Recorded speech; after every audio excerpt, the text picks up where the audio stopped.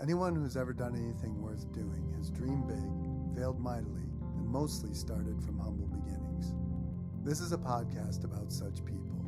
The most fascinating podcast in the world is fascinating because of the stories of the human beings. Hello, everybody. This is Pat DeCerbo, the most fascinating podcast in the world. Has nothing to do with me. It's all about the people that agree to talk to me. And today we have a bona fide, fascinating person. And his name is Jon Krahulik. Jon is a very close friend of mine. We've known one another since our early 20s. Jon grew up in the Warwick, New York, Orange County area, just a little bit south of Albany, a little bit north of New York City. Jon is married to Sherry and has a daughter, Sydney, at, if I'm not mistaken, Texas A&M, and a son, Gage, who's at boarding school at the moment in Texas. Jon is a undergraduate of Syracuse University, has a degree in accounting, graduate of Albany Law School with a JD, and a graduate of Northwestern University. He has an MBA. And Jon did not tell me this, but a friend of ours named Skip Meislon, who's a attorney and sailor, claims that Jon was number one in his class at Northwestern. Now, Jon denies that, but I believe Skip. Welcome, Jon. Thank you, Pat. Thanks for that introduction. And I think Skip's fibbing a bit in terms of where I turned out in the class, but I did quite well at Northwestern. It really helped launch my career in investment banking. So I was thankful to be there, and fond memories of Northwestern. And it's been a incredible influence on my life and career. Oh, that's great. Before I forget, you have a big poster behind you, the Hank Rowan Memorial. And I read Hank's book. Thanks to you and Skip, I met Hank. And the book, The Fire Within, made a big impression on me. I didn't really know him. I met him through you a couple times. But what was your relationship with Hank Rowan like before we kind of get into your story?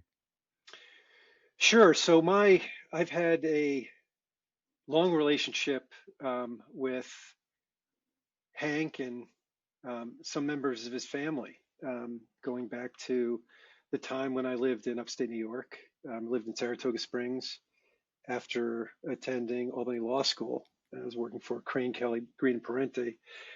And I'd grown up around sailing. My father and mother sailed. We sailed the boats behind me called starboats. And on occasion, they would travel to Lake George for a regatta once a year. As a kid, I joined them and watched them sail from the shore. When I was living in Saratoga Springs, I realized I was within driving distance of the Northern Lake George Yacht Club, and thought it might be fun to go back and visit the club. After a couple visits and reconnecting with some folks I knew up there, I ended up buying a starboat and decided I could start sailing with the Starfleet up there.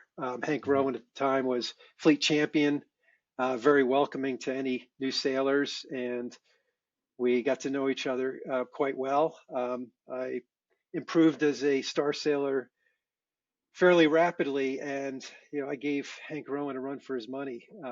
He was champion of the club up there for many years in a row, and he was always welcoming of strong competition, and the first guy to offer you a beer after a race, tell you a story about his life, commend you for your performance. He would easily criticize you for a stupid move you made on the race course, but he was a very open, very welcoming man, very humble.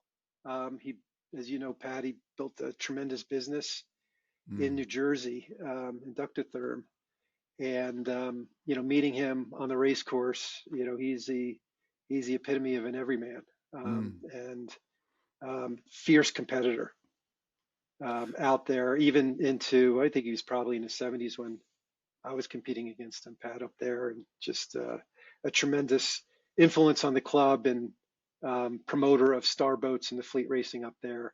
And and a great guy to have a beer with, or grab a coffee in the morning and talk about life, talk about work, talk about sailing.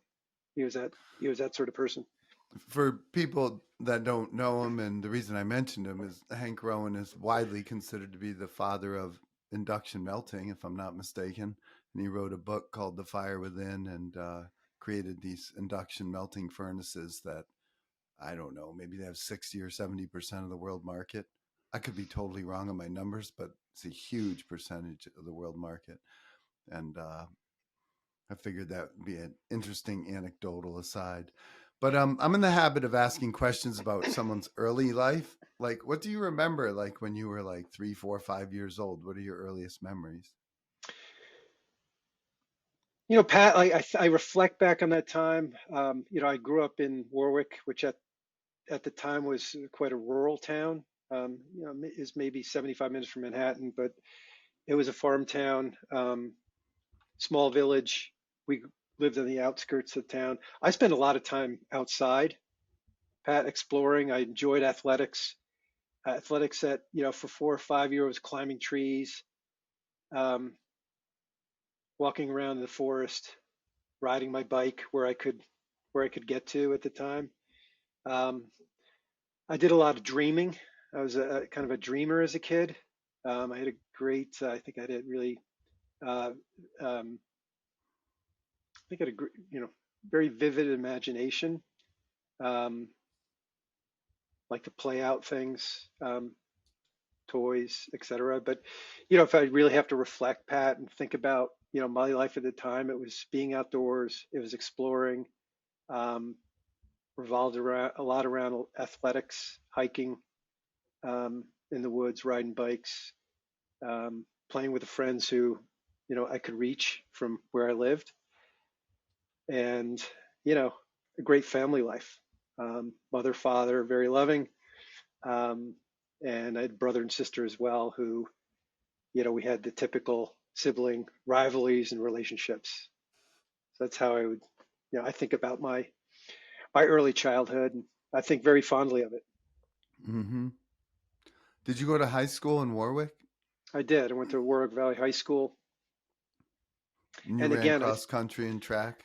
so what I reflected, what I talked about with you when I was 4, 5, 6. It played out throughout my life. So my high school,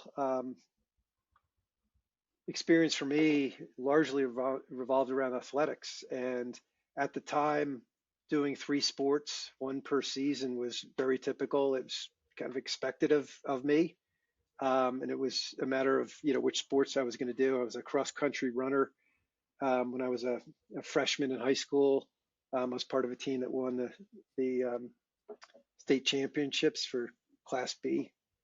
So I was quite proud of that. It was a very cohesive, strong team. Our coach, Tim St. Lawrence, was a incredible influence on me and the rest of the team. And those athletics, I think, the habits we developed, um, around discipline, teamwork, etc., was an influence in on the cross country course for sure, but also translated in other aspects of our lives.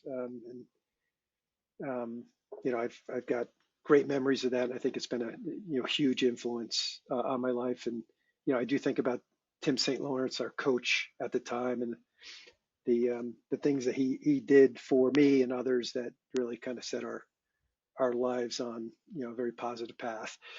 And then for me, it was skiing in the winter, and then in the springtime, I ran track and field, I think, for a couple of years, and I also played tennis. And for me, it was an opportunity to try some new things. And for me, playing tennis was a different experience. I was beginning to get a bit burned out running all the Mm-hmm. time, and it was another athletic endeavor that, I really came to enjoy and still play Mm. today, um, recreationally. So that's been a big part of it. I would say I was a good but uninspired student at Warwick Valley High School. I when I reflect back, Pat, like my strengths were around, harder science endeavors, particularly in math. I recognized I had skills there and I was strong in math. And, I kind of always struggled reading. I think my reading speed has always been slow, and it's always been a factor in my life and kind of where I spend time educating myself. It's interesting because you're a really good writer, but maybe that comes from focusing on reading so much It, because you weren't it, good at it. I wasn't good at it, and it was something I would eventually become better at as my education progressed. It was certainly something I was not going to be able to avoid in some of the potential careers I got into. I'm clearly getting into law and eventually going to business school and taking a job in investment banking. It was something I was going to need to improve on. So there was a lot of self-help going on in that part of my life. So I wouldn't say today it's a tremendous weakness for me, but it's something that I recognize I've got some limitations there. But I think I've been able to improve myself through education and jobs I've taken on to become more rounded in terms of what I think are my natural strengths on more hard science, math in particular, and really balancing that with an improved set of reading and writing skills, which all come together when I eventually take a job in investment banking and launch a 20 plus year career in that field. Mm-hmm. How did you decide on Syracuse University undergrad? For me, Pat, as I mentioned, I wasn't a terribly strong student in high school. I had sufficient grades to go to college, and traveled around with my father to visit a number of schools. And I would tell you that the short answer to your question, I visited a lot of schools, applied to a number of them. I was accepted to one, Syracuse University, and that's where I matriculated in 1985.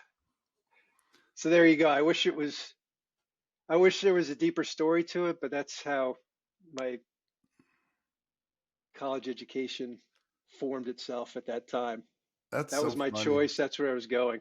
I had no idea. I'm thinking you got into Harvard and Yale and Princeton and you had to like flip a coin and it came up Syracuse somehow. Um, I had no idea.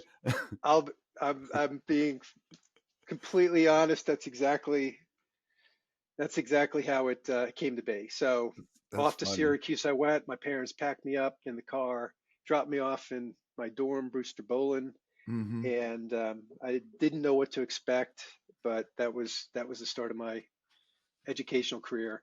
I did get some advice. I think my father knew me well, who's practicing attorney in Warwick at the time. I think he understood where my strengths were and sort of guided me towards pursuing a degree in accounting. And I took that advice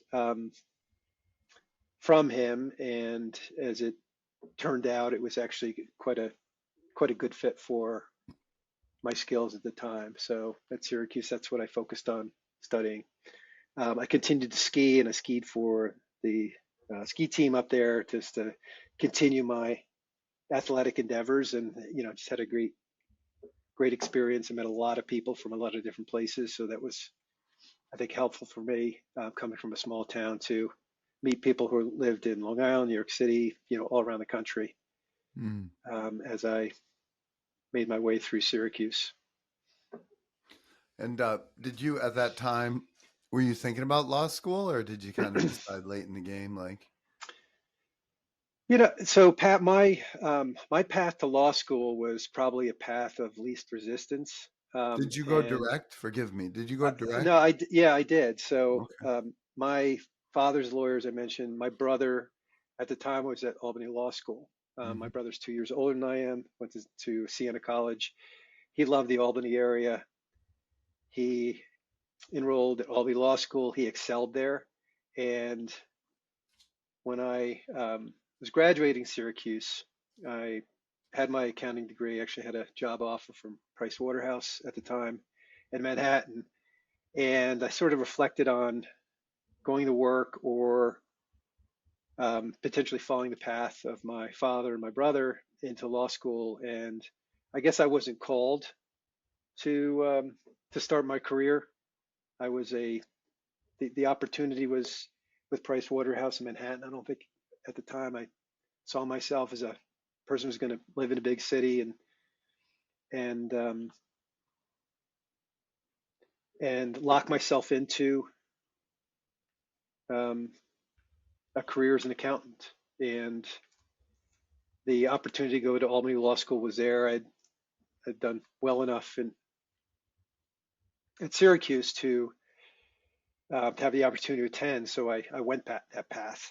Um, and I spent my time at law school really trying to figure out, is this the career for me? Was I going to join a small firm, maybe work with my father back down in Warwick? I ended up interning and with a larger firm in Albany, and I ended up taking a job ultimately with the firm Crane Kelly Green Parente, who was a recently formed firm in Albany.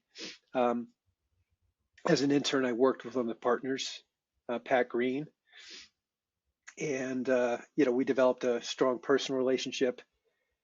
And I think the work that they were doing, it was more commercial work.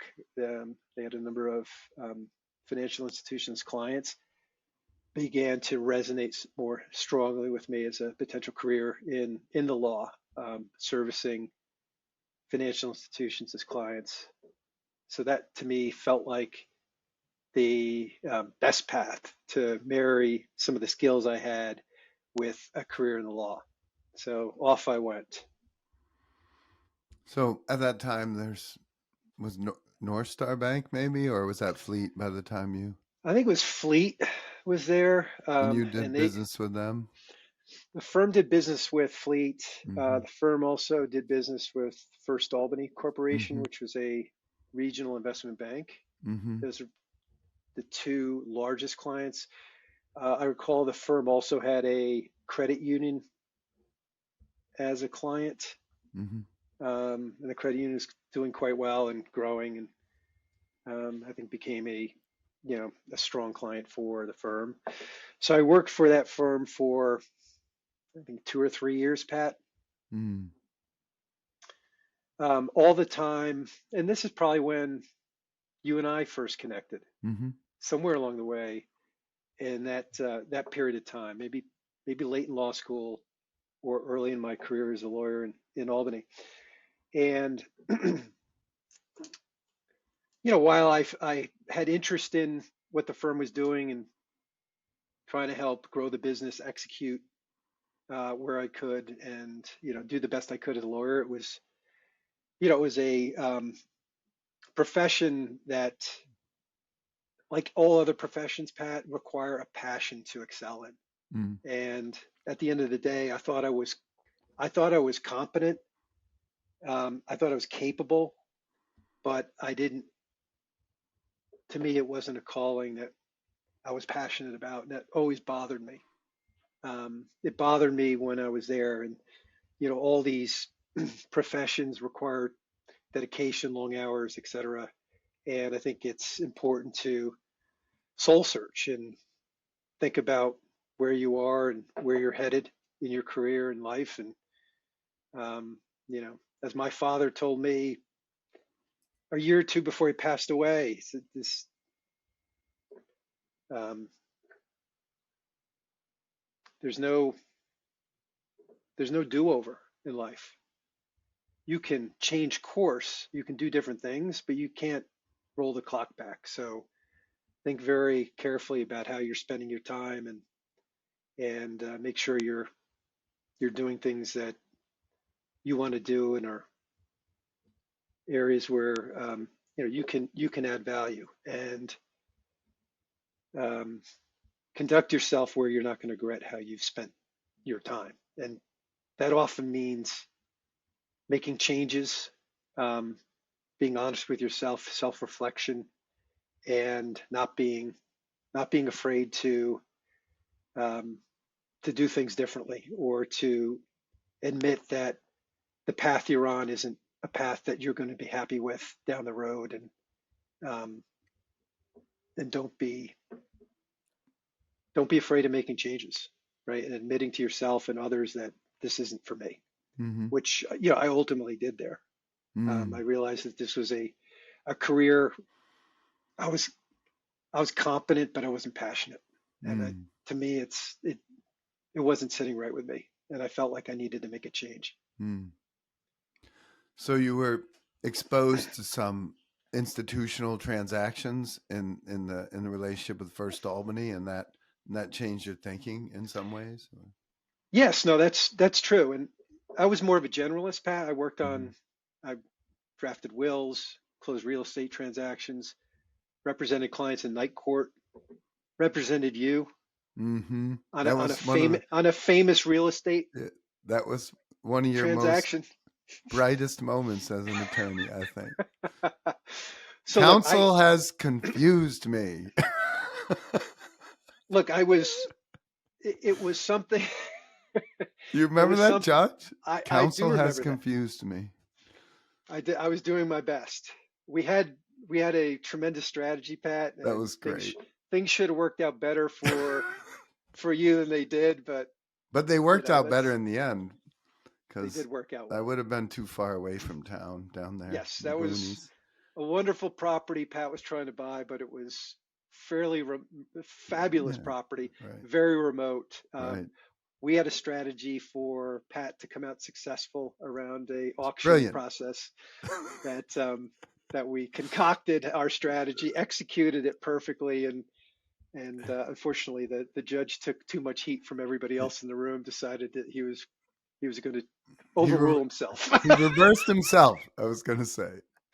He reversed himself after all that, but that was fun. But look, Pat, that was, to me, that was very representative of my career. So we went to court. Yeah, we strategized, went to court, and did that. I did the best I could Right, for you, and I would do that in a lot of different types of environments within the law. So when I think about my law career, it's several years of law school. It's working for firms. I try not to take lightly throwing that away to pursue a different career. I do feel like I tried a lot of different areas of the law. Um, I did some litigation work, like working with you. hmm I did some real estate, drafted wills, like a lot of different endeavors within the legal profession. I tried a lot of them, and the one that resonated most with me, as you alluded to, is doing um, work for some of the banks, and in particular a small investment bank, and drawing up the documents around that. And that got me some exposure, and clearly sparked an interest in securities, investments, and investment banking. And the legal profession supports the investment banking activities of all these firms in a major way. And what I realized is, hey, rather I'd rather be the client in this situation than serving as counsel. And I had to ask myself, living in Saratoga Springs, working for a small firm in Albany in the late 90s, how do I go from this environment as a lawyer to working as an investment banker at a major firm? That was a career I thought would resonate most with me, um, and leverage my skills and some of the exposure I had um, working on some of these projects as a lawyer. I was convinced that this would be a great path for me, and marry some of the capabilities I had on financial analysis and leverage my accounting skills together with my ability to really think about transactions and legal aspects, documentation, et cetera. So I thought it was going to be a career that could pull things together, and interacting with the investment bankers as their lawyer allowed me to gain some insights into that business where to me it was a fairly informed move. So how do I go from associate small firm Albany, New York to working at a major investment bank? And the path for me was going to go through Northwestern University, Kellogg School of Management. I needed to sharpen some skills that were lacking in my mind at the time. And so I packed up, threw all my belongings from my house in Saratoga Springs in a U-Haul and drove to Evanston, Illinois. Attended Northwestern for 2 years and did quite well. Much more mature, Pat. And I think, I think about today, my kids. I got a daughter in Texas A&M. My son's at Marine Military Academy, high school. And I think about their overall preparedness to go to college and some of the advice that I might give them. And, when I ultimately went back to school after working as a lawyer for several years, my intensity, my focus was much more honed. I call it kind of the second time around, and the some of the real world experience I was able to bring to bear to the classroom environment at Northwestern was incredibly helpful to me. I think to my classmates, to the dialogue in some of these classrooms, and it was my experience combined with the experience of the other 20 or 30 classmates I had who had all had some level of work experience, just made the business school experience incredibly rewarding for me. Helped me hone my focus. So ended up taking a job with Lehman Brothers I worked for Lehman Brothers in the summer of 1998, full time in 1999. The tech boom, of course, was in full swing at the time. So I decided I was going to cover the technology sector for Lehman Brothers, and moved to San Francisco to join the firm in their growing presence in the Bay Area, and that's what I did. And spent nearly 25 years in investment banking, doing a variety of transactions, and it was a incredibly difficult job at times. Requires a lot of dedication, travel, time, but it was a job. It was the first job I had in my professional career where I was excited to get out of work, dead tired half the time, but excited every morning I got up out of bed to go work on a project, help a client either with M&A advisory situation or a capital raising situation, helping these firms figure out a growth path to grow their business,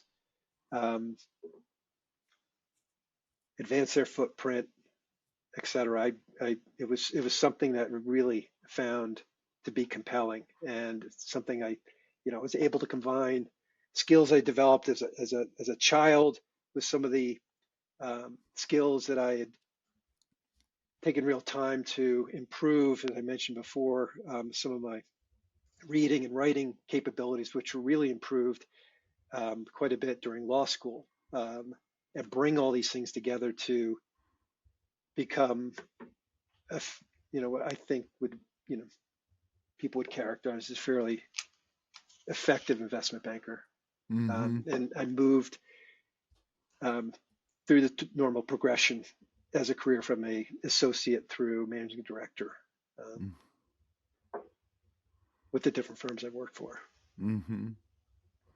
So after Lehman, you were at Deutsche Bank for a while. Is that the next? So after Lehman Brothers, I moved with a team to Deutsche Bank. This was in 2008 and 2006. Moved from Lehman Brothers with 6 other bankers to Deutsche Bank. Deutsche Bank had been in and out of the U.S. market, and Deutsche Bank was the largest European investment bank and had always aspired to have a bigger presence in the U.S. The growth in technology made it a sector of the business environment that they wanted to target. They had on and off successful efforts in the technology area, including a time when Frank Quattrone, who eventually moved to First Boston, Frank Quattrone has helped lead a very powerful effort at Deutsche Bank until he had left. So they wanted to re-enter to rebuild their technology business. So the team of us went over. At the time, I was a technology banker, but really focused on electronics and semiconductors. And at Deutsche Bank at that time, there were a lot of different positions to fill. My team came in, we hit the ground running.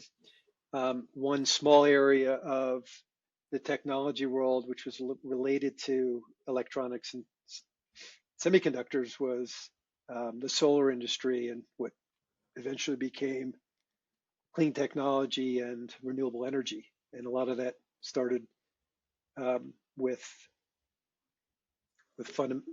fundamentally semiconductor technology that migrated into that field, and that became a massive business, as you can appreciate today, with the IRA and really every country's focus on building out clean technologies and renewable energy infrastructure. So that was the start for me in that area. And what I learned as a banker is to be nimble and don't be afraid to make some changes in your career, which are going to open up new opportunities. And I think when I reflect on Pat, on my life, it's, I've always been willing to, like a kid in a playground, reach across to the next monkey bar, right? Mm-hmm. Reach for the next rung.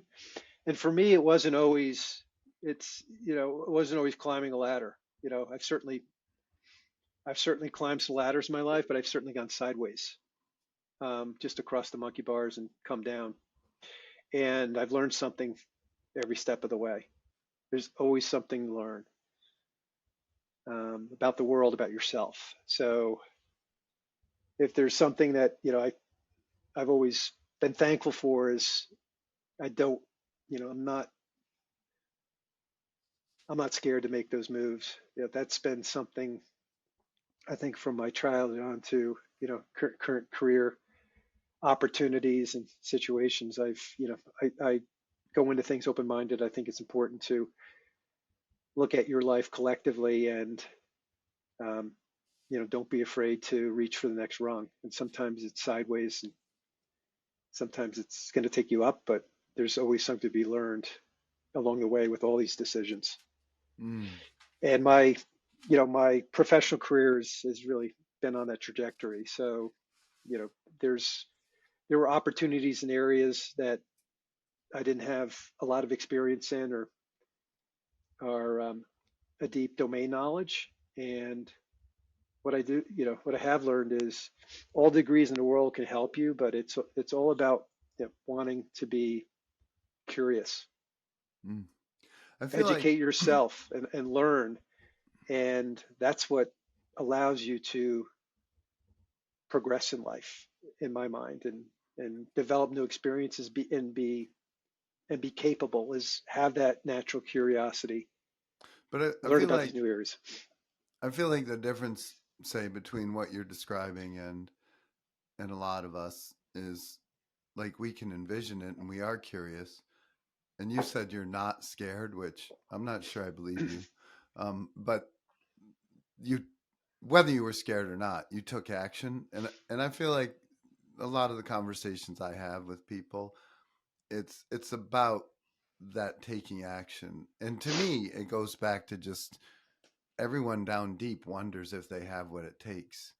Am I worthwhile? Am I worthless? Am I, and I remember this Seinfeld episode on 60 Minutes where Steve Croft interviewed Seinfeld, and he gets to the end, and they go to L.A. and see his house, and he's like, nobody lives here. I live in New York, but this is my big hotel room. It's a house in L.A.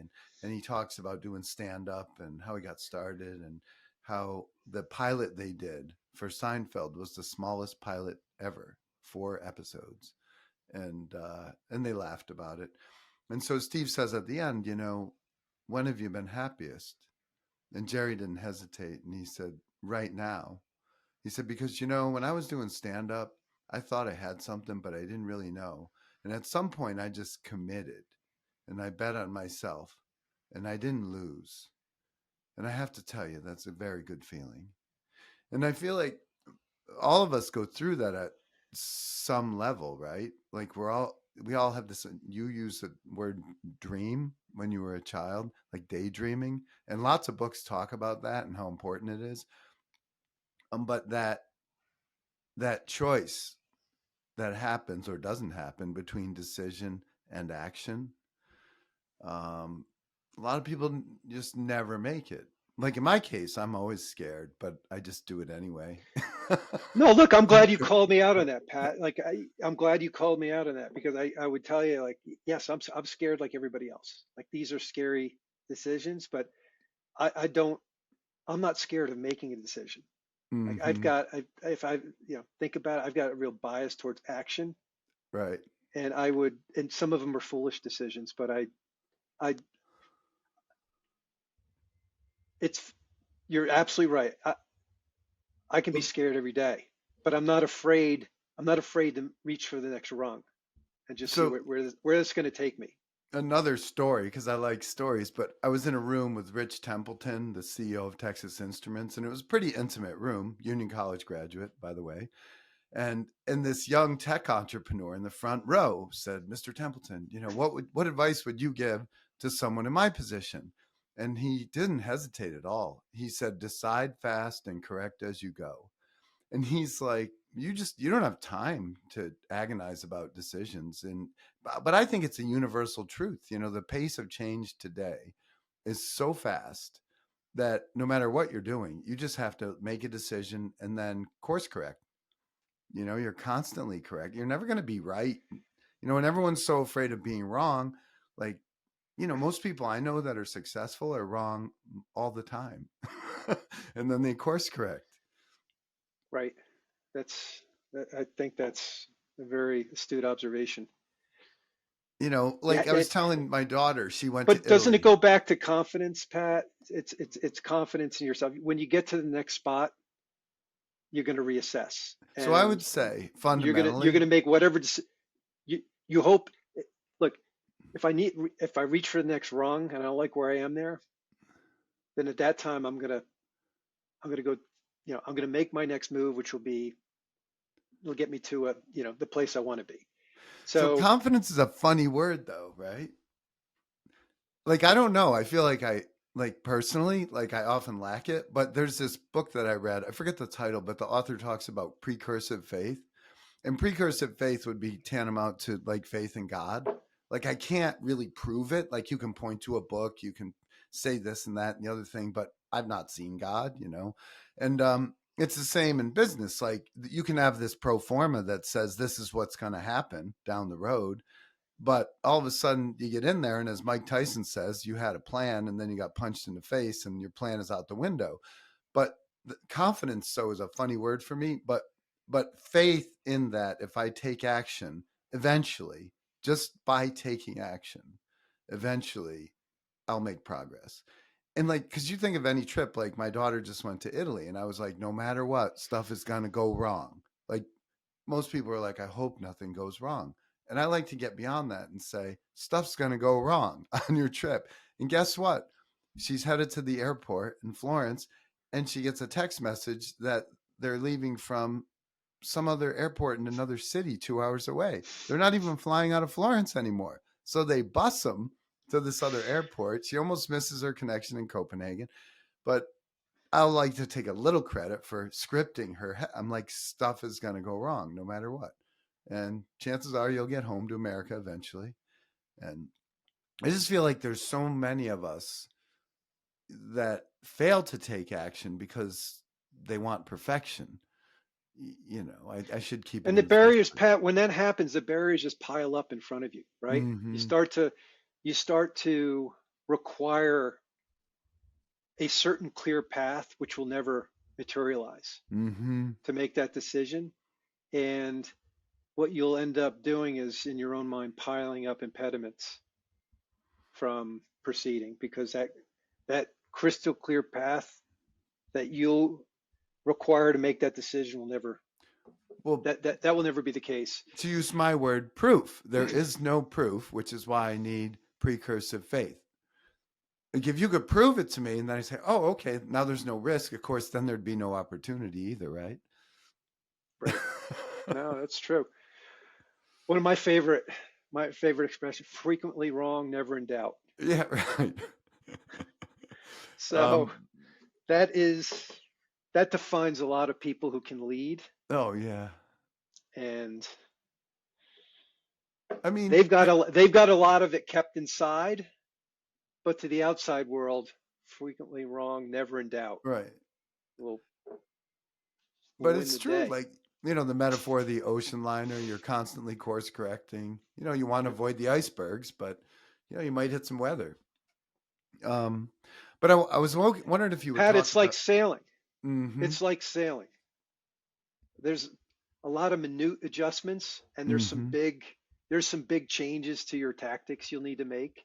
Mm-hmm. And even if you end up in the wrong place on the race course, you're either going to make big changes to your tactics, and even once you do that, you're going to make some small course corrections as you're making progress. And this is a great metaphor for life, and you're never out of it. You So can come back. no doubt. The And winds it's, shift, but winds shift, sometimes in your favor, sometimes against you. got to stay in the Um, game. you got to stay in the game, and you have to react to what's Right. happening, and it's unpredictable. So one of my favorite pieces is John Gardner's commencement address, Stanford University's 100th anniversary. And he talks about what he calls this childish conception of what it takes to be successful. He's like, we all want proof that we've arrived. And he's like, that you don't want to arrive ever. Your life is defined, he says, by the constant unfolding of problems and the way that you meet them. And like, I'm just glad the metaphor for me is Sisyphus. I start at the bottom of the hill every day with a big rock, and I hope I never get to the top because boy, I'll be bored. I love that. I love that, Pat. Well, you're pushing a lot of rocks these days, so Yeah, a lot of you're doing change. good. A lot of change. So I was hoping you would talk about the point at which you started to travel to the Far East and what it was like. You get off your first airplane going to, was China the first place or no?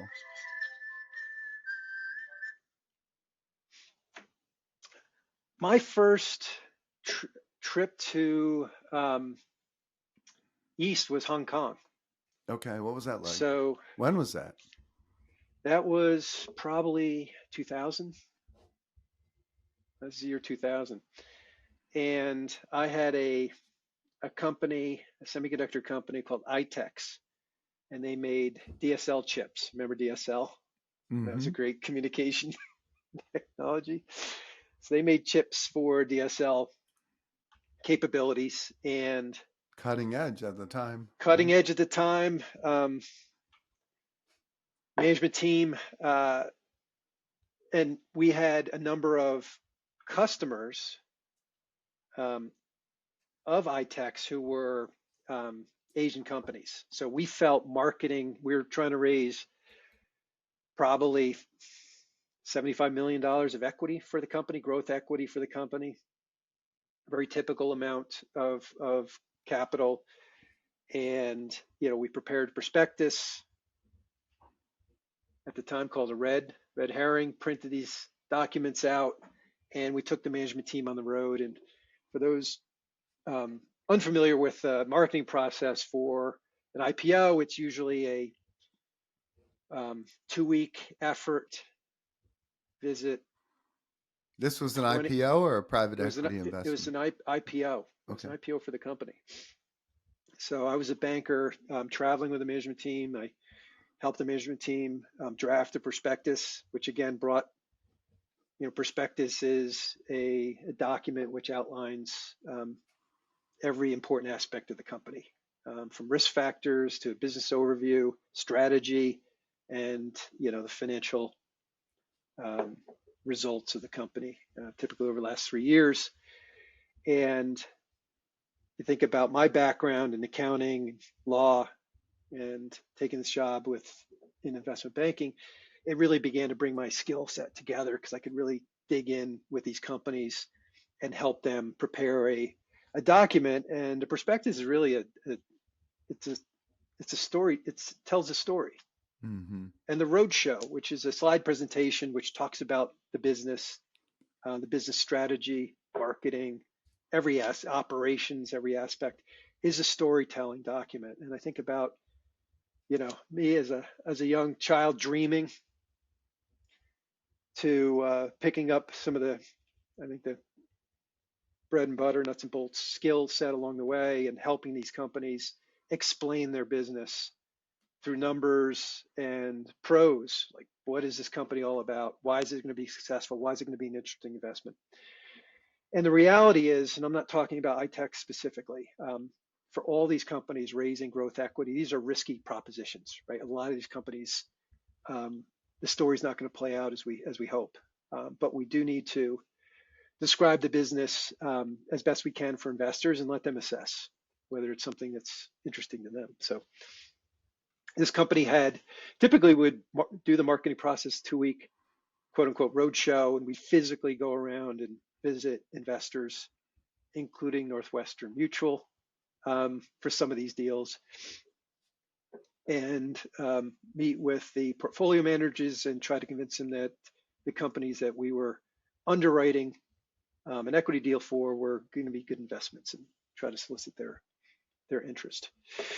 So for this company, because it had a lot of its sales and customers in Asia, for instance, for those who aren't aware, Asia is very heavy. A lot of the cities, heavy population density. A lot of typical living isn't in detached single-family structures. It's high-rise structures, and some of the most effective early deployments for DSL technology is going to be in a high-rise.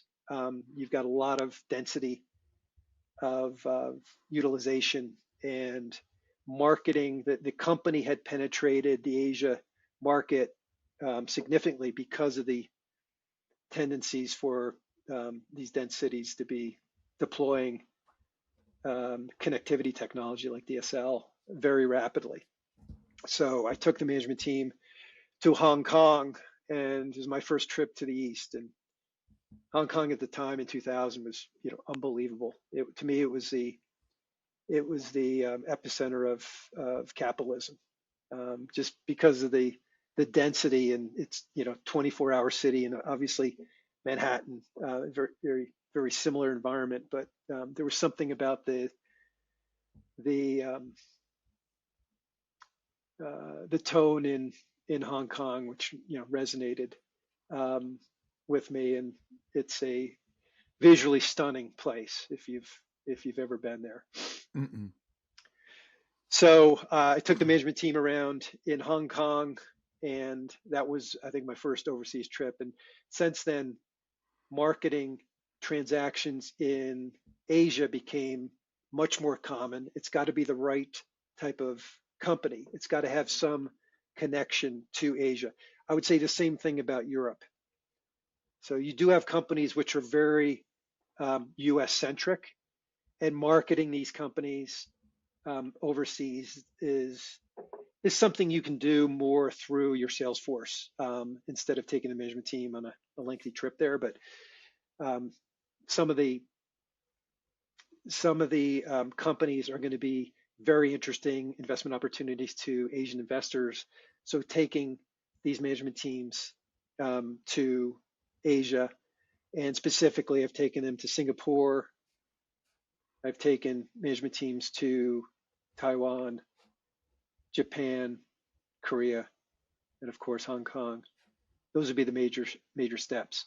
When I got deeper into clean technology, I began to spend a lot more time visiting with companies in China, and the work we were doing um, in China,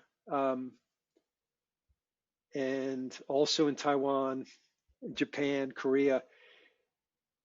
When I started to broaden out what we were doing in terms of advising companies, not only finding investors in these areas was important, but also helping companies based in Asia, based in China, based in Taiwan, based in Japan, raise capital or pursue M&A opportunities to help strengthen or grow their business became a increasingly important part of our business, and it really relates to the globalization um, trend that's been underway for 40 years. I think it's really accelerated over the last 25 years. Much of my career, I saw that. I saw a much more global business, and the firms I worked for, had global aspirations. Certainly through the financial crisis, and I think after that period of time, things changed for a number of firms. So, notwithstanding the grueling travel, I felt like there was a time there, maybe for a 10-year run, that you just got really comfortable being uncomfortable, going all over the world and talking to people in all different cultures. And like, to me, it's a massive transformation. I mean, and change, as you pointed out, being a constant in your life from when you were a child, that carried through professionally. And I'm awed by it. Like I like to go different places and see different people, but I Yeah. can't imagine flying to China and going and talking to people over there about semiconductor stuff. Yeah, look, you end up relying on. So what I realize is I need, I don't speak Chinese, I don't speak, any of these languages. I pick up a few phrases, um, the best I could, but I really relied on, our local partners there to help do our Is the due local diligence, partner an tell the investment story. bank over there, or Investment is it? investment banker, yeah, Okay, they all right, almost always work for us. They would be okay. part of whatever firm I was with. They would be our local team. And they would Um, be part of Deutsche Bank, or they would be a separate be part of investment. Deutsche Bank or Citibank, whichever bank I worked for. They Okay, would be part of the firm. They were okay, employees of the firm. They were called, if we had to describe ourselves, they would be more called regional coverage, okay, relationship managers. all right. So they would have the strongest relationship with the clients. We would be viewed as industry experts, right? So So they if I didn't was have necessarily a technical background, these guys, these No, people? and Okay, they would work. Maybe they work on an energy transaction, then they'd work on a semiconductor deal, then maybe something in life sciences, but it would all be within a certain region, okay, right? So our Chinese team based in Shanghai, whatever company needed advice, advisory work, whether it was capital raising or mergers and acquisitions, they would be the people to develop the relationship with the senior management team, board of directors. They would bring in the industry experts to really help hone in on what's the right strategy for them. If it's mm-hmm. M&A, what should they be buying or selling? If it's capital raising, you know what what's the right way to form capital for these companies, right? Should they be raising equity, debt, some combination? So So I want to that's be like respectful of like culturally and whatnot, but I hear these stories about when you get off the plane in China, they immediately whisk you to a restaurant and they want you to have like a big dinner with lots of booze and crazy late nights and kind of wear you down. Is that true or? it's very true. It's probably the hardest thing is moving through these time zones. Like as Mm, regular as I did, I would typically be 1 week in the U.S. and I'd spend another week either in Asia or Europe, and moving through these time zones and trying to sort of operate at a at a with a level of competence you Mm-hmm. want to, Mm-hmm. on a couple hours of sleep, no sleep. Mm-hmm. And of course, when it's nighttime in Asia or Europe, you've got your US colleagues calling you in the middle of the night in your hotel rooms. You're dealing with, you're typically dealing with 5, 6, 7 live transactions at a time. So, when you get home from this dinner you're talking about, where you've had, you know, The few drinks. whatever, exactly, a few drinks, big meal, few drinks. Now you're back at your hotel room. No You sleep. probably you can't sleep. So I came to, you know,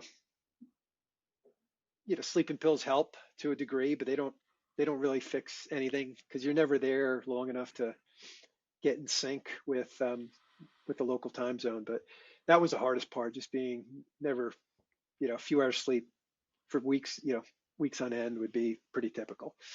So that to me was the hardest. Socializing. I'm a social person. I enjoy getting to know the clients, and it's a relationship business. It really is. Whatever firm you work for, ultimately it's individuals who Mm. get things done. The firms are, important. They've got they've got all the plumbing and apparatus, but it's individuals who, help develop relationships with the companies, understand management team, what their goals are, what their limitations are, and when it's time for them to transact, we need to be the people they pick up the phone and call to. And there's, typically that's one or two firms, even though it's a competitive world. So, and I want to, we want to know the clients as best we can. So part of it's, sitting in the, conference room and understanding their business, um, getting to know their team. And it's great for these firms, we'll typically do at least a day-long due diligence session. We'll bring in, their senior management, other people, explain different aspects of the business. Some of my um, favorite times with all these companies was doing a site visit, site tour, walking the floor of the factory and seeing how, the sausage gets made. It's unbelievable, unbelievable um, technologies at work and innovation at work, and some of the scale of these operations is fantastic. And you can see right there when you're out raising money for a company where it's going to get deployed.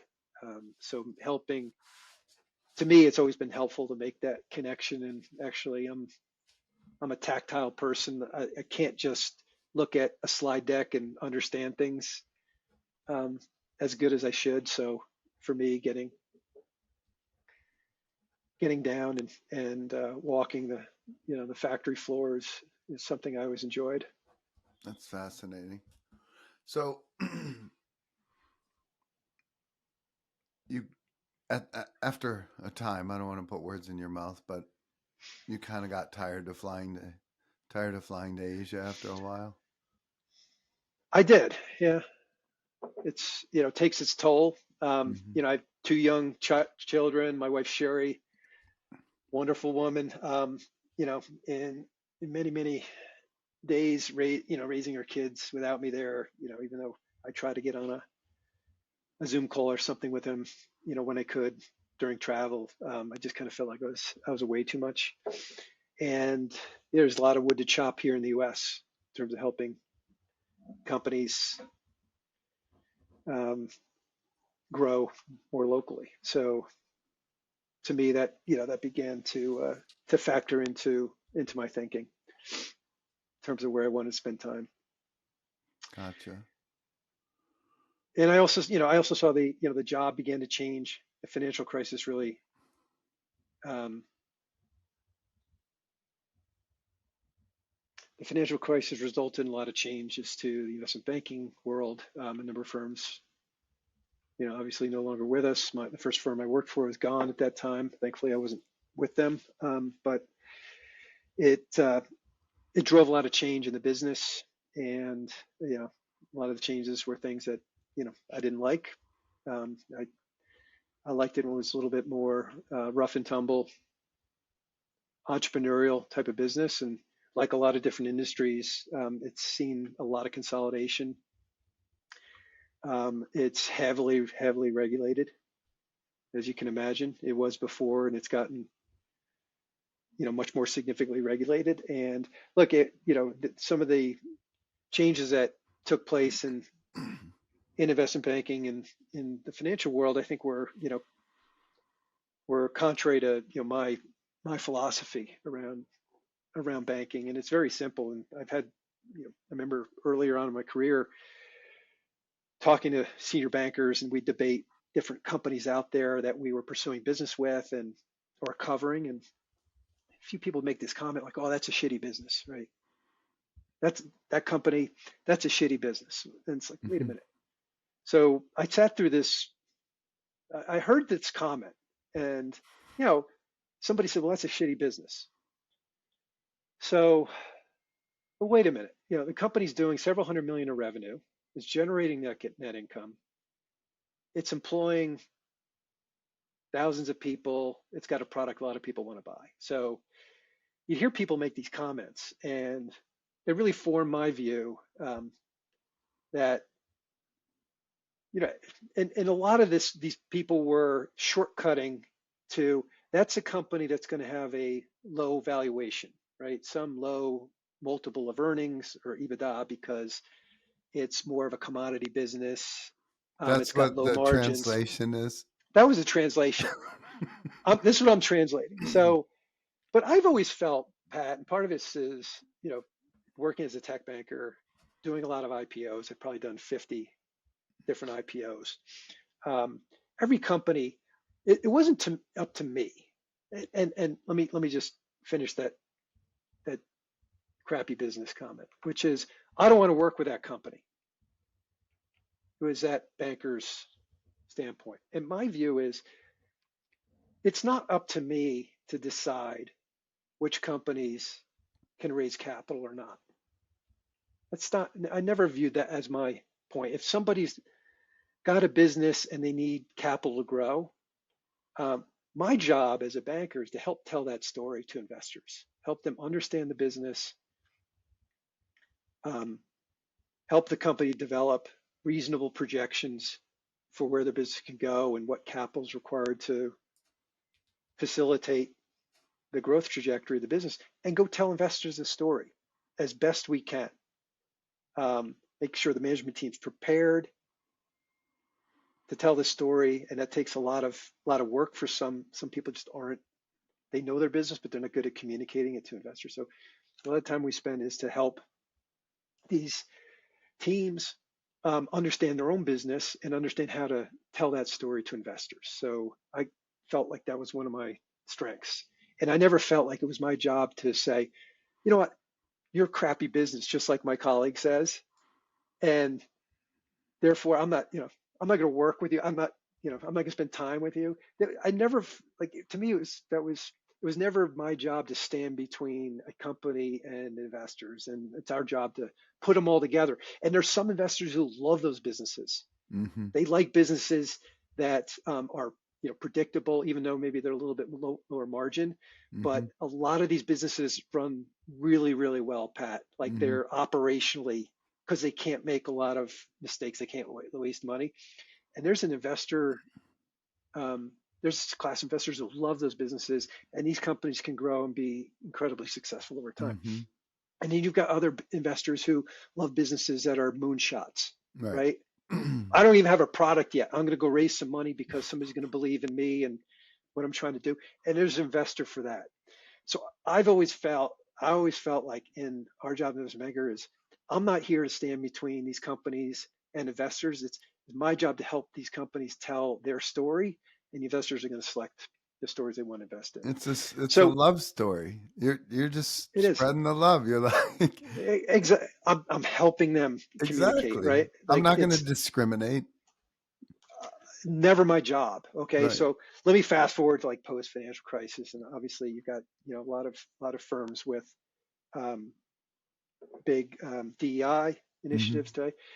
And what really started to rub me wrong, and eventually I ended up leaving roles with big firms. I'm not going to name any firms here, but I began to really think that maybe a smaller firm would be a better place for me. When, I eventually rose up through the ranks, became managing director, and began to hear discussions, really policy discussions around how firms I was working with were going to allocate capital or not allocate capital. And, I grew up in an environment where we looked at a business plan, financials, and there was Non-denominational. tremendous rigor based Hmm. on a very common set of attributes, whether or not we felt that these were businesses that we should be associated with, be underwriting for. And when I began to hear like there's going to be negative points, so to speak, for firms in the energy space or an oil company, it almost blew my mind because I never felt it was our job as bankers to stand between firms getting the capital they need to grow, employ people, and deliver valuable services to the world. And when I began to see banks wanting to, put up a scaffolding, or barriers between firms that are, very, very viable based on the metrics that, sort of I was Used to. trained on, Hmm. to very arbitrary, we don't like that business anymore. So any business like that comes to us for capital, it's going to get incredible scrutiny. And I just didn't feel like that was, it certainly wasn't the role I was willing to play in the world. It wasn't directly impacting a lot of companies that I was dealing with, but I started to see these changes in policy creeping into decisions, and it's only going to turn out to be bad because we're going to overlook working with companies that have very viable business models who would be good for investors and the banks I was working for us financially. We're going to overlook them and turn them away. And on the flip side, areas that are a priority for the firm are going to get access to capital where it's going to be potentially more risky for investors or the bank. So the changes in the metrics, and I guess I should be open to change, and I am, but I began to see the role of the investment banker changing, and the way I philosophically looked at it, which is I'm going to help every company I can possibly work with tell the story to investors. Like this was this was incompatible with that in my Well, mind. it's a departure from your non-denominational approach, where Correct. you and I just feel that I don't have a. I'm not willing to verbalize strong opinions, but I believe that the fiduciary obligation and the whatever this other obligation, whatever you would call it, um, they're in conflict with one another. It's pretty obvious. And if you look at Berkshire Hathaway, in there, I just got the annual report Hmm. and or the proxy, I forget, where you have to vote for stuff.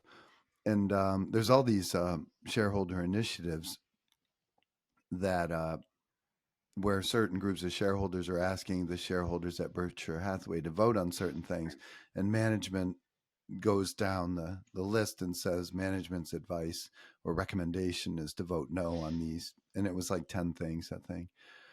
And their position is just that their fiduciary obligation is to maximize shareholder value, and that is in conflict with these other proposals. And I I don't know like where it's going to end up. Like obviously, I'd love for all these technologies that you described that you initially got involved with, like wind power and stuff like that. And I hope they're successful. I really do. But at the moment, they're at a huge disadvantage unless you subsidize them, and that's problematic from the standpoint of the fiduciary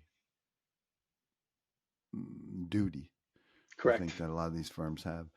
But I always find like it's risky for me to verbalize any opinions strongly. I just like I can't No, I'm not asking you to. I'm, Maybe I'll be wrong. yeah, I'm just, part of me is I'm reflecting on, how my attitudes towards the industry have changed and what's caused that, right? So, Yeah. So I wanted um, to say one other thing like that I forgot. How did you get involved in flying? when I was in Chicago, um, there was an airport relatively close to campus, maybe Hmm. 30 minutes away, and I went out to. I've always been curious, Pat, and again, once again in my life, like, eh, I should I should find out what that's like. So I took a flying lesson there, and I enjoyed it quite a bit. I saw the potential of air travel. Private air travel is freaking awesome. I've been pilot since. I own an aircraft now. I own aircraft since I um, started because I realized if you're not flying a lot, um, I didn't feel like Like I'd maintain safe? my proficiency, Hmm. Hmm. and I realized the type of flying I wanted to do. I would have limited amounts of time to get places because of my work schedule, and having an aircraft let me get to some interesting places, even if I only had a day or half a day or whatever. So I felt flying would be an interesting capability. Um, you mentioned Hank Rowan. Hank Rowan flew his own jets, Hmm. which I never saw myself flying a jet around, but I recognize that you can do a lot of different things, including flying, and I had an interest in it. So I took lessons. I realized that I might have enough time to get my pilot's license before I left Chicago.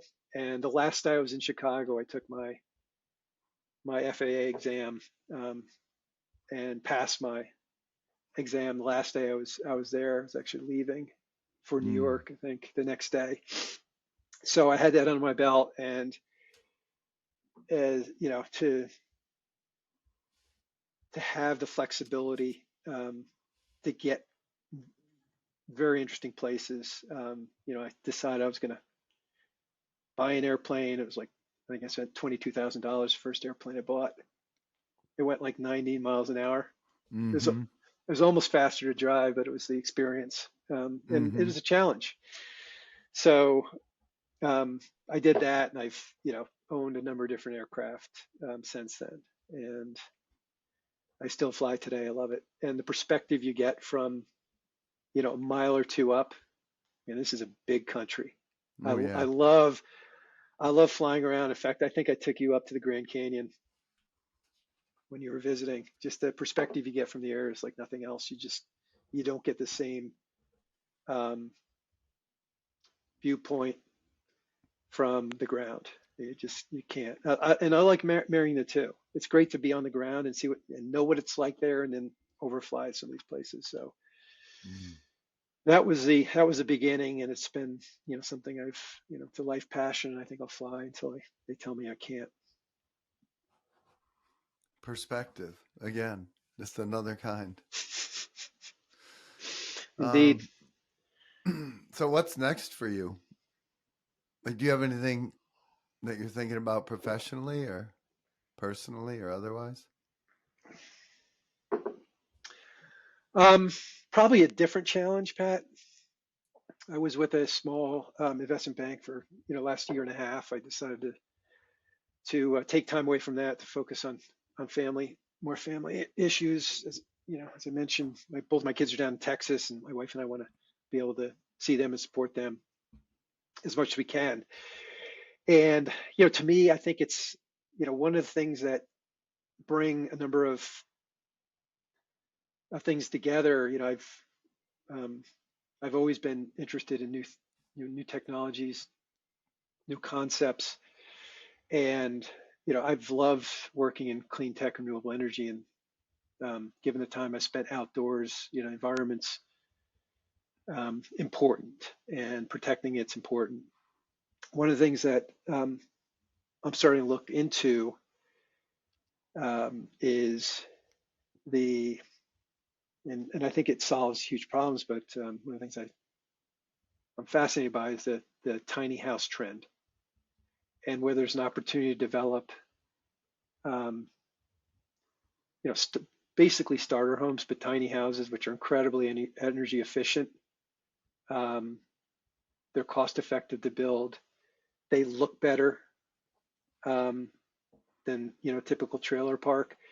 And now you've got opportunities to develop. You have to have the right zoning regulations, but you still have even a lot of towns where the cost of a starter home is out of reach. We've got a Mm. renter mentality, um,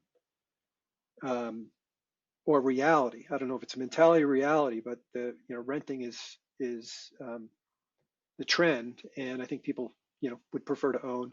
I think these are structures which fit the demographics of the U.S. quite well. We've got if you look at the trends, there's more and more people living alone, um, that by choice or happenstance.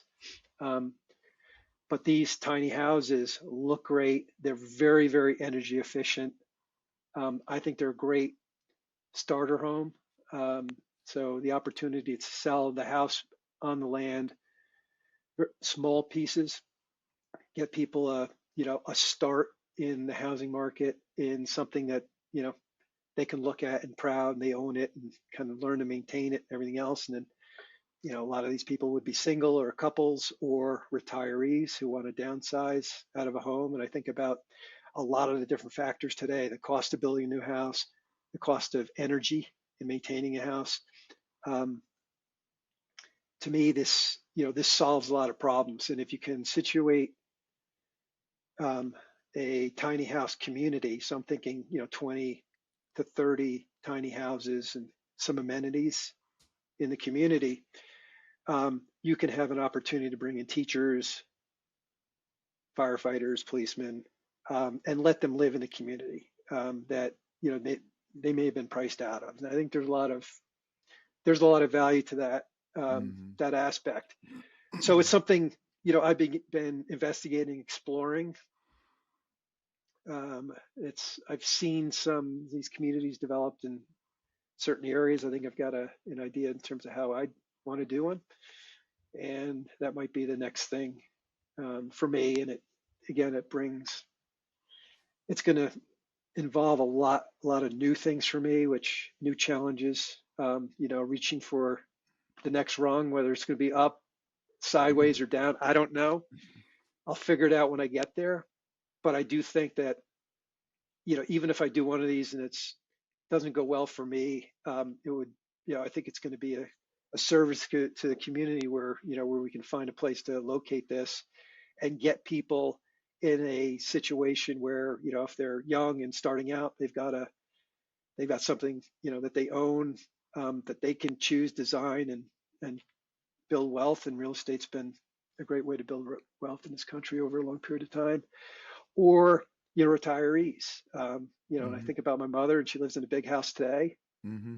What would be suitable for her, in the future. She loves where she is, but I think there's going to be, demographic trends where providing these sorts of options that are environmentally friendly, cost effective, are going to and aesthetically pleasing are going to be, attributes to the Mm. community and good for the people involved in them. So That's that's one of the things I'm thinking about of what's next, just housing's as huge. an idea. Just the way you described it, like I was talking to someone last week about sort of this epidemic nationally of places like, Block Island or Nantucket or Martha's Vineyard or places on the Cape. There's whole armies of people that work in those communities but cannot afford to live in those communities, whether it's waiters or waitresses or hotel personnel or carpenters or, who knows. But that sounds like a great idea. Yeah, look, it's a huge problem. I mean, you're putting your finger right on it, and you've got to have you've got to have the um, locale wanting this, right? Because my guess is they've got ordinances regulations on the books would prevent something like this to be built Mm. out that needs to Mm-hmm. change. So you do see some of it. You do see in-law units becoming, Mm-hmm. California community I used to live in, used to be something people didn't want, and if you had one, it was illegal, but people would um, put somebody in a casita or a small apartment that they had on these properties. But today, a number of communities are just doing away with that, and they're encouraging people to use, to put multiple families on a piece of land to kind of address this issue you're talking about. Mm. So you got to have some change. I think forward-thinking communities are going to see that, if they want to have um, service people starting out, living in their community, they got to provide opportunities like this. And No doubt. I don't just want this to be, just a big set of rentals. Like there's a lot of that out there, and Mm. I would prefer that this be something where, you're providing an opportunity for these people to own that land, right? So it's not.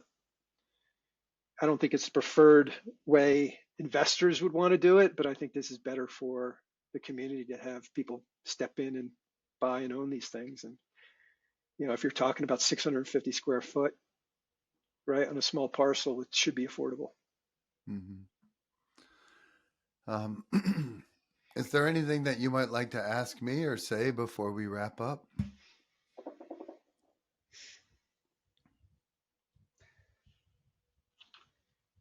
Yeah, I guess the question I've got for you, Pat, is, I think you've been somebody I've admired for a long period of time. Until you pinged me with this, I didn't know you did a podcast. So what's Funny. what's next for Pat? Well, I got to keep pushing the rock. So this is part of that. And I just, I'm a listener of other people's podcasts. And, I think two of the bigger podcasts out there are Joe Rogan and Tim Ferriss. And I've listened to a lot of their podcast interviews. And I feel like in both cases, there's too much of the interviewer in the podcast often. I think they're both great. Obviously, they're both very successful. But that was part of it. I found like sometimes I was wanting less to hear less of the host and more from the participant. That's number one. And number two, I feel like I know lots of fascinating people like you, and you've done a lot. I want to hear. I want to hear about it. And when we do a lot of it one on one. I love to ask you questions, and my other friends and business associates and clients and whatnot. I love to ask them questions. But the podcast is a way that people. I think it's a way to honor people that listen to their story, and then there's like a record of it, and people would say, "Well, I know that guy." They Google you, and then this comes up, and they say, "Oh, well, maybe I'll listen to that." And it's a way for people to get to know the people that I know in a different way. Most of us never get heard. Like most of us have our very personal stories, and this is just a thumbnail of your story, right? It's a tiny part, but it was a nice way to kind of take it from sort of beginning to where you are now. And any friend or person who's thinking about doing business with you or whatever, who may want to know more about you, might listen to it. And to me, that's interesting. And conversely, or maybe similarly, if someone wants to figure out if I'm the type of person that they might want to interact with in some way, they Google me, and then this comes up as part of what they Google, and it gives them an idea of my personality. I don't say much really, and I try not to have strong opinions. I don't want to be controversial. In fact, someone was criticizing me not long ago for not asking more probing questions of someone where I could have maybe put them on the hot seat. And I said, I'm not an investigative reporter. I'm not trying to make people look bad. I'm trying to lionize people. I want them to look good and be happy with what they've achieved in their lives. And when I'm of service to my fellow human beings, as you know, I'm happiest. Like I like putting people together who can help each other. My lawn guy is a really good lawn guy. Like if you need a lawn guy, I want you to meet my guy, and that's just a metaphor for everything. And there's also like with all this like weird electronic, whether it's podcasts or Facebook or social media or whatnot, I feel like to a certain extent we're losing our connectivity, our connectedness. And to me, that's bad because like people say stuff on electronic media they would never say like face to face. They say really mean things, and I find when I'm around a person, even if it's someone I'm at odds with, um, over time a fondness develops. Like there might be some fireworks, but as Covey says in the Seven Habits, the fireworks are normal. You're supposed to have them, and then you work to address the conflict for a mutually beneficial outcome. And in some cases, you can't. And in those cases, he would say you agree to disagree agreeably, and that is something that's maybe sacrosanct, and you don't approach it again, or maybe you revisit it after some period of time. Hmm. Like the great politicians and the people that could mend fences in the past, like I think Daniel Patrick Moynihan, right? Wasn't he known? Yeah, He's a sure. Democrat, but known to be well respected on both sides of the aisle. And I think I have lots of friends that are liberal and lots of friends that are conservative. I'm pretty conservative, but I'm really a social liberal, and so I'm probably not a great either, great Republican or great. I'm a man without a country, is what I am, and I have no one to vote for. So I just feel like doing stuff like this it feels good to me. Usually, it feels good to the person I'm interviewing, and then the people that listen consistently. I get all kinds of really cool feedback from them. Sometimes criticism, which is fine. People tell me to take down my Union College thing in the back. Other people say I should get rid of my headphones and do it wirelessly or something. And I I don't listen to them because I don't want to and I don't have to. It's my Perfect. podcast. Well, So I think it's fun. look, I like it. And I think the social discourse, right? Um, and look, it's reflected everywhere. But texting somebody versus we need more long form, I guess is what I would say. Amen. And you'll never replicate what we do through an email or texting. Like having this discussion. I don't care if anybody listens to this. This is great to talk to you. I wish I could turn Right. around and ask you the same questions you asked me, Pat. But Yes. I know that's not the purpose here. But more long form of everything is important, and you see it playing out in a lot of different um, aspects. People who get it and realize that that's the only way to really deliver value and It's little the coin snippets. of the realm going forward. Yeah, No it doubt it, about it. If you it want deep, surely meaningful is. relationships in your life, there's no way around it. And look, I would say, thank you for having me on, by the way. Oh, I'm not sure sure. why you don't want to necessarily talk to Because me, you're but I'm fascinating. pretty, That's why. try to be pretty private. If anybody Googles me, you'll see there's nothing. I have no social media. I don't go in on that. But this has been great Thank you. and helpful for me because as I've talked about, like I'm usually looking forward. I'm usually Right. looking, where's the next rung, Sure. and I'll figure it out from there. And I'll continue to do that. Sherry and I are debating a lot of things today, next Sure. rung. But this was helpful because I did have to reflect back on my Yes. life, which none of us do enough. And it really, well, I thank you for that because I My really had to pleasure. think back Well, I call and it a walk down memory lane. It's like that's yeah, what it we is. do. And it's cathartic for people. I mean, this is my life. Like I just like to ask people a million questions. It doesn't matter if I'm in an airport or if it's this or if I'm where was I recently? I think it was an airport. I've been traveling a lot lately. And I said to this lady, "How's your day going?" And it turns out she's a triathlon coach and we had sort of friends in common and this and that, and she talked for like 30 minutes straight how she had been to some foreign country like somewhere in the Caribbean for the past month doing some kind of a retreat with athletes and this and that. I was fascinated by it and I could tell she felt great talking about it. I Yeah, liked listening to it, but I feel like in general people aren't doing that. Their head is in their phone. They're not paying attention to other people. And I just love other people and love to hear their stories. And I think it's so much fun. But I have one last question for you. Like, as you may have surmised from my podcast, I have the same last question almost every time. And there's a comment and then a question. And that is the most important punctuation in the English language, I've been told, is the hyphen. And that's between your date of birth and your date of death. And that's why it's so important. So if you were to summarize your life, like if you were long gone, and summarizing it for your great great grandchildren, what would you want them to know about you?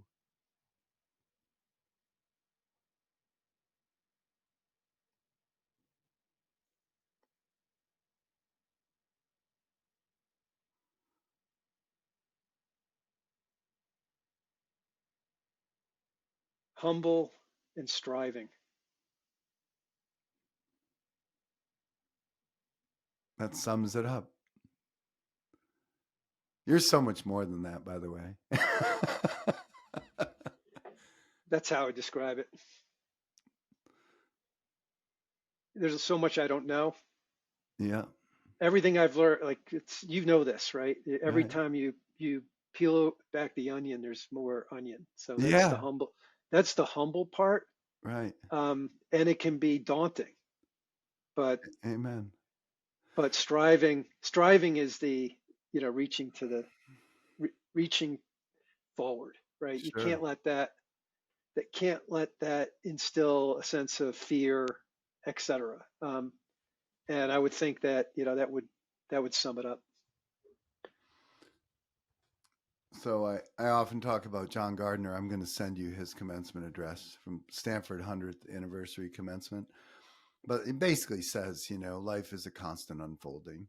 And some people go to seed early, and it's kind of a mystery as to why.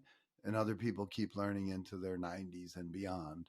And you're one of those guys. And I like to think of myself as one of those people. And without it, we just go to seed. Like there's really no in between, right?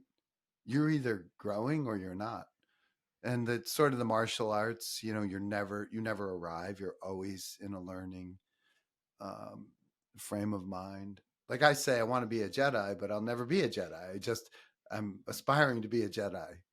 And if I ever get to be a Jedi, I'll be dead. It just doesn't, I don't get there. I never arrive because there'll always be something more. It's like Morgan Freeman in Shawshank Redemption, right? Yes, Get busy exactly. living or get busy dying, one or the Amen. other. Amen. So anyway, Well, look, thank you. it's been great to spend time, Pat. You got it. Thank you. It was wonderful. I look forward to seeing you in person. You got it. That's It's more my coming style, but I soon. appreciated this. So Sailing on yeah, Lake George. we'll be back. All right. Thank you. Bye bye. See ya. If you enjoy the most fascinating podcast in the world, please follow on Spotify, subscribe on YouTube, and follow on Apple Podcast.